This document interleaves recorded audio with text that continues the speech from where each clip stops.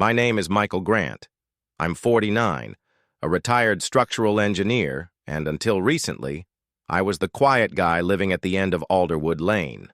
The one with the old brick house, the golden retriever, and the allegedly unsightly front porch swing.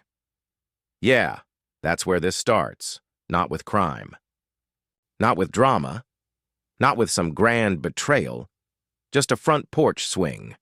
It was oak, hand-built, stained and sealed by me personally. Hung it with thick marine rope and stainless steel brackets rated to hold a sumo wrestler. It wasn't flashy, just peaceful.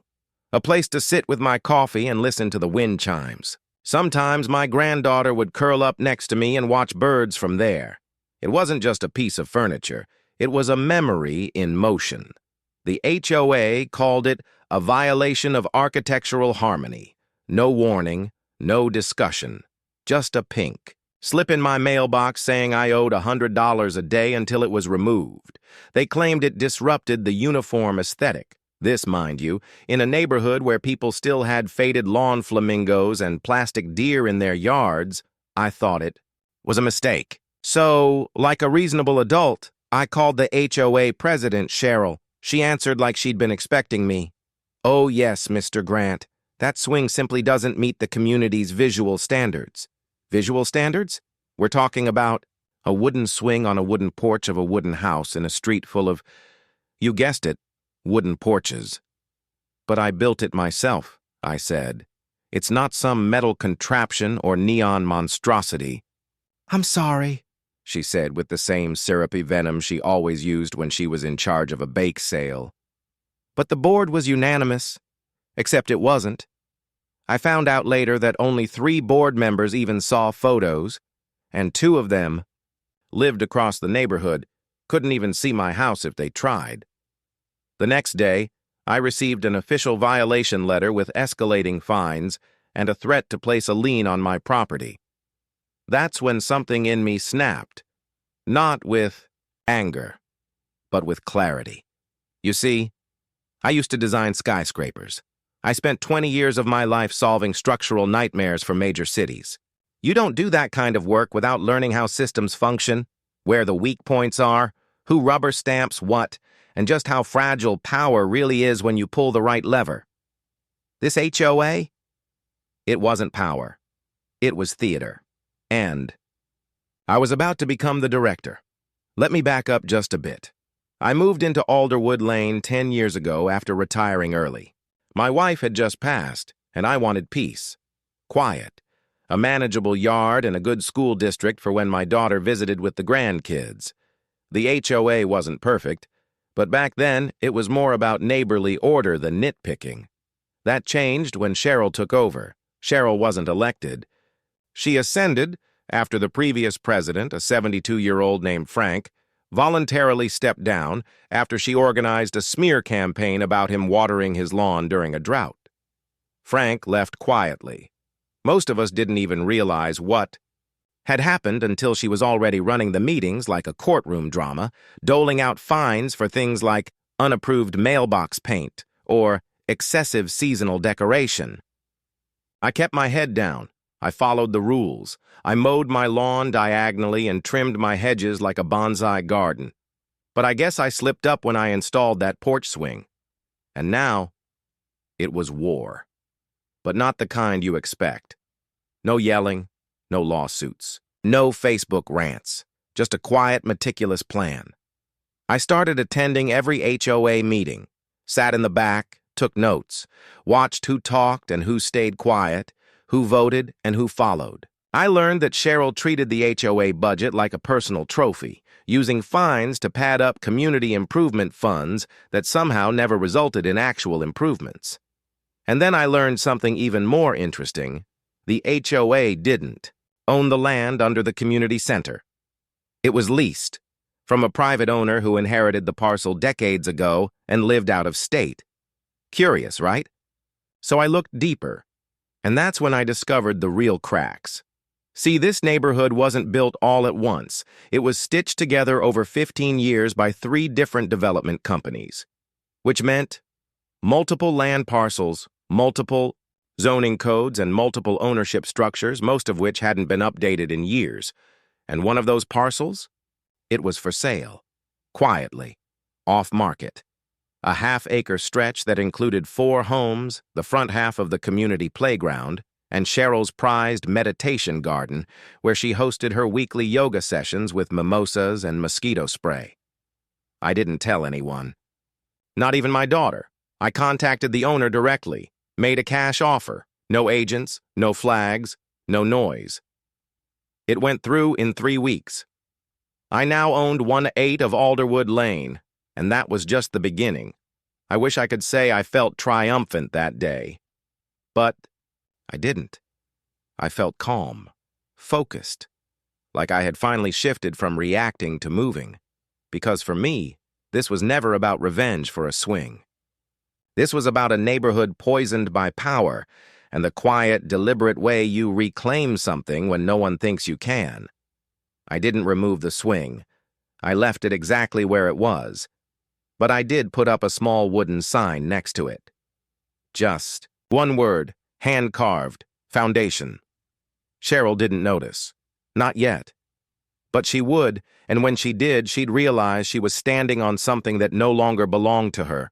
Not spiritually, not politically, not legally. Mark didn't waste time. By Saturday morning, he had a whiteboard set up in my garage, divided into columns like a courtroom war room. Violations, misuse of funds, zoning loopholes, personal grievances. He wasn't just on board, he was energized. "I've been quiet for years," he muttered, uncapping a dry erase marker. "But there's something about what you've done, Michael. It's not noise, it's design." "I'm an engineer," I said. "We don't believe in accidents." From that day forward, we met every evening for 2 hours, cataloging every abuse the HOA had committed. Jenny brought over photos. Pete shared voice recordings from past meetings. My daughter compiled it all into a clean drive labeled Operation Porch Swing. But Cheryl wasn't sleeping either. She'd started fighting back. The retaliation was surgical. She filed a zoning complaint against me with the city, claiming my porch swing was structurally hazardous. I laughed. Then attached my resume, former lead on the Tremont Suspension Project and structural advisor for the downtown federal courthouse. The inspector came by, took one look at the swing's anchoring, and shook my hand. Wish my own porch was built this well.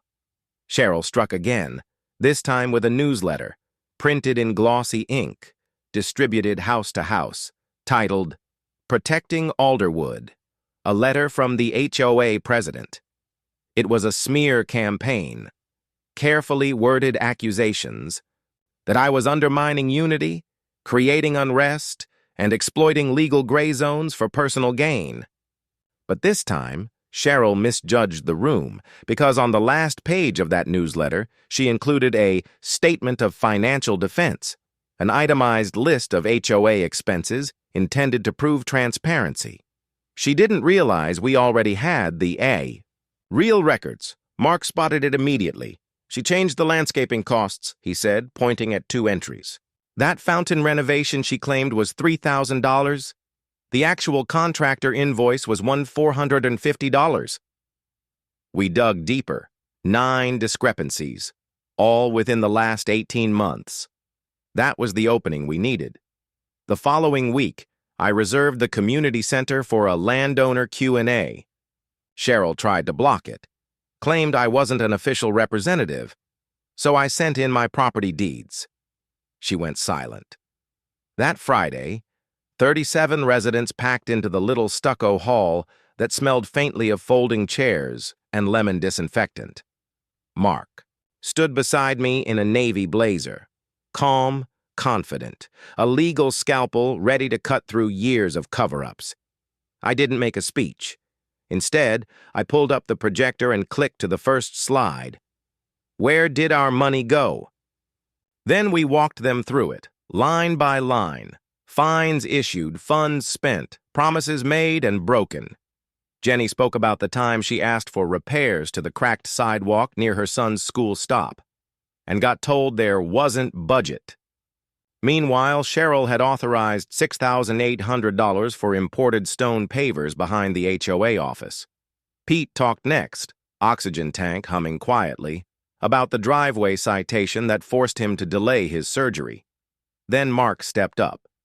With this evidence, he said, the HOA board can be brought under civil investigation. And with a community vote, we can petition for leadership restructure. Gasps, murmurs. Two women in the front row exchanged looks. But what happens next? Someone asked. We dissolve the HOA? No, I said, stepping forward. We rebuild it, from the ground up, like it was supposed to be, run by residents, for residents. I paused. And in the meantime, I'll be placing a lien freeze on all properties I manage. No fines, no threats, no swing-related purgatory. The room broke into quiet applause. Cheryl wasn't there, but by morning, she would know everything. The next week was chaos. Signs appeared in yards overnight. We want a real vote. No more Cheryl. Transparency now.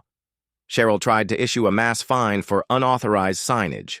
It backfired immediately when the city clerk confirmed her HOA authority was now under formal review due to multiple independent complaints regarding misuse of community funds.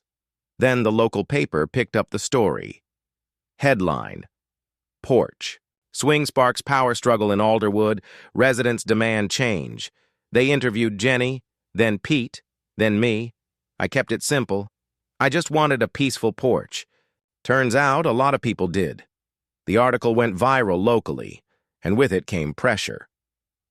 People stopped attending Cheryl's yoga sessions. A landscaper came forward saying he was paid in cash for work that never happened. Even one of her former allies, Bruce, who'd once voted to ban purple flowers, resigned from the board and called me personally. Never thought I'd say this, Michael, but I admire what you've done. Then came the final blow. An anonymous tipster, we suspect it was Cheryl's own secretary, leaked an HOA internal email thread showing Cheryl instructing board members to delay resident petitions, ignore complaints, and bury anything about the zoning parcels unless it comes from legal. We printed those emails, hand-delivered them door to door. By now, even Cheryl's staunchest defenders had gone quiet. So we called a special vote. Mark handled the legal side. I handled the logistics. We needed 67% participation to force leadership re-election. We got 78%. The date was set, March 14th. The same day Cheryl had originally fined me for the swing, 1 year ago to the day. On the night of the vote, the community center overflowed. Neighbors brought food. Jenny wore a t-shirt that said, "Let him swing." Pete gave a short speech about legacy. Mark explained the voting process. Then it was time. One by one, people dropped their ballots into the box. Some whispered, "Thank you" to me. One little girl even handed me a crayon drawing of my porch with hearts around it. When the final count came in, Mark announced it. Cheryl, 12 votes. Michael backed Reform Team, 114. Cheryl didn't speak. She left quietly, no clipboard. No threat, just the sound of folding chairs and a community exhaling together. The day after escrow closed, I mowed the lawn just like always. Same quiet hum, same golden retriever flopped in the shade, same coffee in my thermos. But this time, I wasn't just maintaining my yard. I was tending part of their future, and Cheryl still hadn't noticed. But that was fine. I wasn't ready to be noticed yet. I needed pieces in place first. 2 weeks passed before the first ripple hit. It came in the form of a letter, one that Cheryl herself proudly posted on the HOA bulletin board. A demand that all homeowners with pergolas, porch swings, or unconventional lawn furniture remove the offending items within 10 business days or face escalating fines. This wasn't about my swing anymore. It was about control. But she made one mistake. She taped that letter to the board at precisely 8 a.m. on Monday.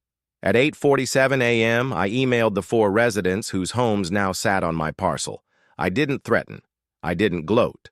I simply introduced myself as their new landlord and let them know that as long as they kept their properties tidy and paid rent on time, I would not be enforcing any HOA violations on their behalf.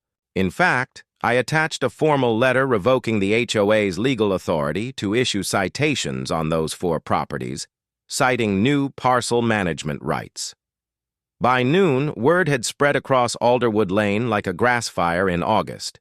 Cheryl showed up at my doorstep at 4:13 p.m., clipboard in hand, heels digging into my walkway like she was marching into a courtroom. I opened the door before she knocked. "Michael," she said, voice stiff, "we need to talk." "I figured you'd come by," I replied, stepping aside just enough to make her decide if this was a house call or a power play. She didn't enter. She just stood on the doormat like it might collapse under her. "Is it true?" she asked. "You purchased the Peterson parcel?" "Among others," I said calmly. "Would you like to see the paperwork?" She didn't, but her eyes flickered, just once. A tiny loss of balance behind the iris. "You can't exempt residents from HOA authority." "Actually, I can," I replied, handing her a neatly printed folder with the parcel zoning law highlighted.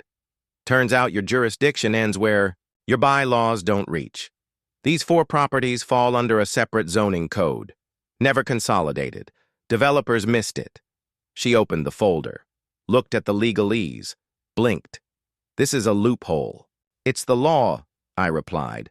She left without saying another word. That evening, my neighbor from across the street, Jenny Marks, knocked on my door with a homemade casserole and tears in her eyes. "Is it true?" she asked. "That you bought part of the neighborhood?" I nodded slowly. "It's a start." Jenny wasn't just a neighbor. She was the mother of the boy Cheryl had once fined for selling lemonade without a permit. "She's been running us like we're her tenants," Jenny whispered. You found a way to push back?" "I found a crack," I said. "Now we widen it." She stared at me for a moment, then smiled for the first time in years, and that's when I realized this wasn't just about me anymore. Over the next month, I did what any former engineer would do.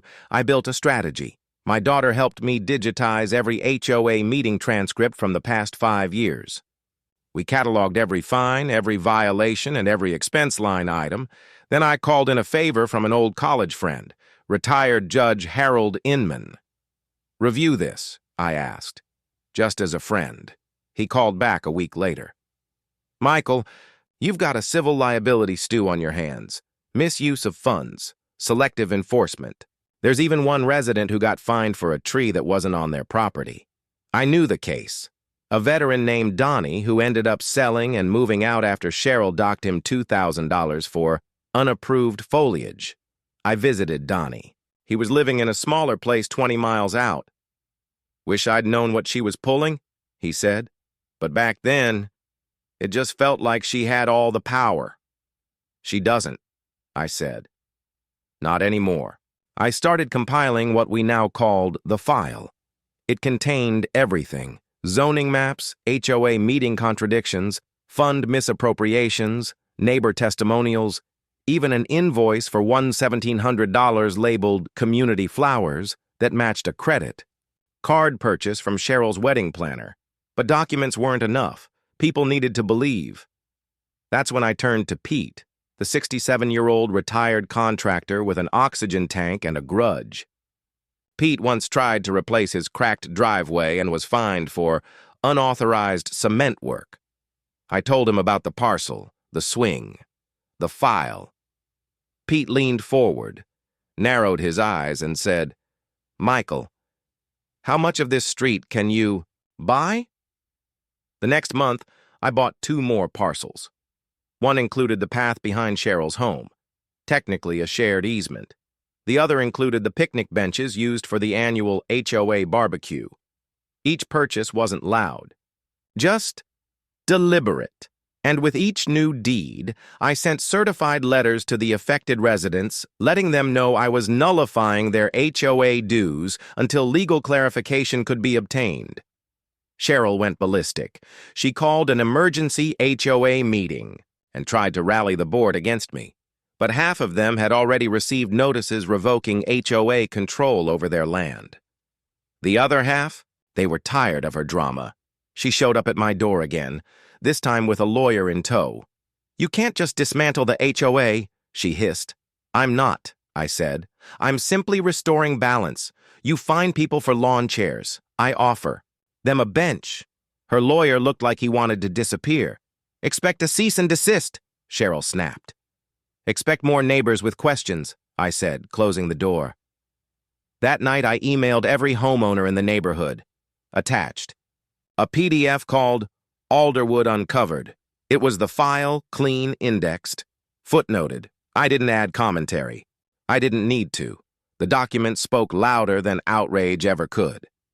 By morning, 5 families had posted signs in their yard. "No more show-controlled lies." By that weekend, someone put a swing on their porch, then another, and another. Some were oak, some were plastic. One was a hammock. I didn't care. What mattered was what Cheryl saw when she left her house. Not rebellion, not chaos, but peace she couldn't police. The tipping point came the following Thursday, a quiet knock. It was Mark Rivera, retired attorney previously, silent neighbor, former HOA board member. He stepped inside, looked at me and said, "I've seen enough. I'm in." The morning after the vote, something strange happened on Alderwood Lane. It was quiet. Not the nervous kind of quiet, like someone waiting for another notice to arrive in the mail. It was the kind of quiet that follows a long storm. That stillness, when you step outside and realize you're free. For the first time in years, porch lights flicked on without fear. Lawn chairs came out, unapproved and unashamed. Families sat together on steps, on swings, even on little benches that weren't. Part of the aesthetic. Nobody cared, because the one person who did no longer had a say. Cheryl officially resigned 2 days later. The letter was short, 2 paragraphs, no apology. Just a bland statement about stepping aside for the community's unity. She slipped it into the HOA's mailbox, then had her house listed for sale within the week. She didn't attend the farewell barbecue. That event, hosted by Pete and Jenny, felt like the beginning of something new. We didn't serve fancy food or demand RSVP slips. Just burgers, music, and long tables lined with mismatched folding chairs. Kids played tag across yards. Neighbors who hadn't spoken in years clinked soda cans and compared garden tips. Even the old couple from Lot 12, who'd been threatened over their Christmas decorations, brought out a string of solar lights and draped it proudly across their hedges. Someone put up a banner above the grill. The people's porch. When Pete stood to speak, he didn't talk about Cheryl. He talked about healing, about the slow, quiet way a neighborhood breaks when fear becomes routine, about how rules can start as safety and turn into shackles when power becomes personal. Then he looked at me. "And to Michael," he said, lifting his cup, "for reminding us that you don't need to raise your voice to change everything. You just need to know where the foundation sits." There was a long round of applause. Even I had to look away for a second. Mark took over as interim HOA president, but it wasn't like before. He didn't issue fines. He issued votes. Everything from landscaping to budget allocation was up for discussion. Meetings moved from the community center to people's driveways. Minutes were posted online. And the very first decision? To repeal every fine issued under Cheryl's tenure. They gave full refunds, no conditions, no red tape. Even Donnie, the veteran who had been forced to sell, was contacted. The new board offered him an apology, restitution, and a standing offer. Should he ever wish to return, a home would be found for him. He didn't come back. But his daughter did, bought a small house near the corner lot. Said her dad cried when he heard the news. As for me, I didn't keep all the parcels. One by one, I sold them back to the homeowners for $1 each, with a single clause in the deed. This property shall never again be subject to an HOA fine without a 75% neighborhood vote. They called it The porch amendment. The swing? Still there. It's been restained since, a little more weathered, a little more lived in. But I don't sit on it alone anymore. My granddaughter visits every Saturday. She brings her sketchbook and a pack of grape juice boxes. We watch the robins hop along the fence line. She likes to draw them with superhero capes. "Grandpa," she said once, "you're kind of like the neighborhood's Batman." I laughed, sipped my coffee, and told her Batman probably didn't mow his own lawn. There's a bench now at the end of Alderwood Lane, installed by the new HOA, voted in unanimously, paid for by community funds, engraved with a single line, "For all, who chose peace over power." The irony isn't lost on anyone, but it's not bitter, it's earned. Because the truth is, I never set out to hurt Cheryl, or to control the neighborhood. I just wanted to sit on my porch, breathe, and let the swing creak in time with the wind.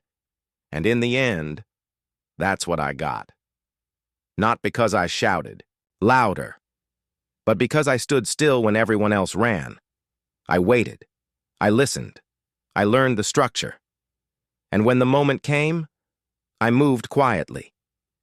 Now, when I walk through Alderwood, people wave. They don't whisper. They don't flinch at the sight of a notice in the mailbox. They live, and that's the best kind of revenge. Not ruin, but rebuilding.